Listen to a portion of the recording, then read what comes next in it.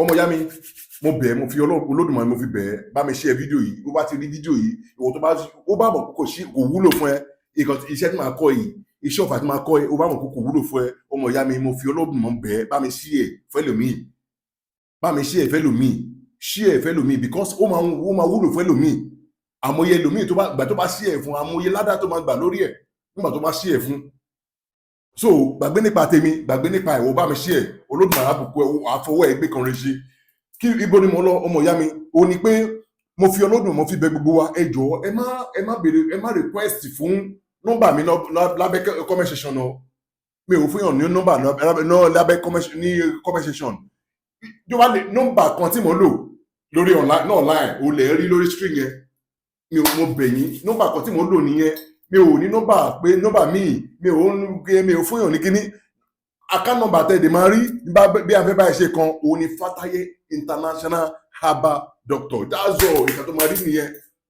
o lè rí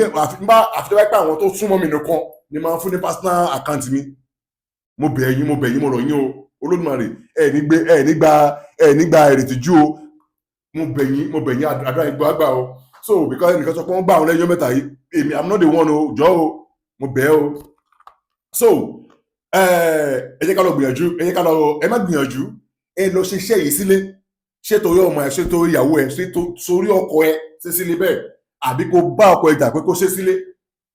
torí pé ọmọ ìyá mi ò ní ríjà ayé ò ní ṣe ẹ́ ò ní ṣe ayé ò ní ṣe ayé ò ayé ò ní ṣe ẹ́ bá mi lọ ṣiṣẹ́ yìí wá lọ wá ọ̀pọ̀lọ́ òun lélẹ́yìí ọ̀pọ̀lọ́ ló wà ń bí ọ̀gá ló wà ń bí ọ̀gá gbígbẹ ọ̀pọ̀lọ́ gbígbẹ wá lọ wá kí ló máa ṣe ọmọ ìyá mi wá mú ọ̀pọ̀lọ́ yìí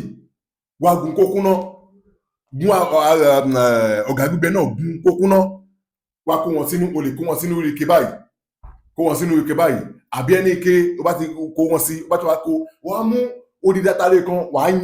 yín gbogbo ẹ̀ wàá yín gbogbo ẹ̀ pátákálá kankan wàá dà á mo má fẹnu fẹ́ o dà sí lórí o bá ti wá dà sí lórí ọmọ ìyá mi wá ewé àrùn fọ̀fọ̀ ẹ má bínú ewé yìí ló ń pè ní àrùn fọ̀fọ̀ òun ló ń pè ní èpò jẹ̀bú òun ló ń pè ní pákó dúdú òun ló ń pè ní olórúkọ tó pọ̀ wàá wá èso orí ẹ̀ àpọ̀ wá ti wá dà lé lórí mọ́lẹ̀ ọmọ ìyá mi wá da àdín sí àdín èèyàn dà sí kìí ṣe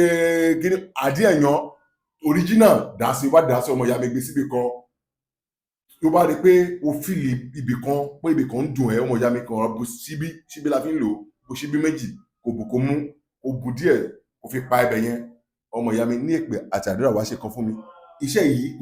kò sí ìkan tá mú wá láyé tá máa mú lọ sọ́run ilé ayé ẹsẹ̀ bàtà mẹ́fà ilé ayé mo ti bá mi mú wá òun náà ò lè mú wá ọmọ ìyá mi bá mi ṣí ẹ̀ fáwọn ẹlòmíì wọ́n bá lè gba ládá mo bẹ̀ẹ́ bá mi ṣí ẹ̀ wàá jèrè wá gbogbo gbèsè ayé wàá fi máa jèrè ni ọwọ́ tó bá fi bá mi ṣí ẹ̀ fídíò yẹn wàá máa fi jèrè lágbára Èdùmàrè wàá lọ wájú ní padà sẹ́yìn ìrìn àtìkò kájẹ́jọ́ èmi ti ṣe tèmi ẹ̀san ni mo ń dúró dè mo ti ṣe tèmi Olódùmarè ọba kó bùkún mi kó wà pẹ̀lú mi á lè wà pẹ̀lú gbogbo wa o so thank you very much still remain Babalawo International I love you all thank you.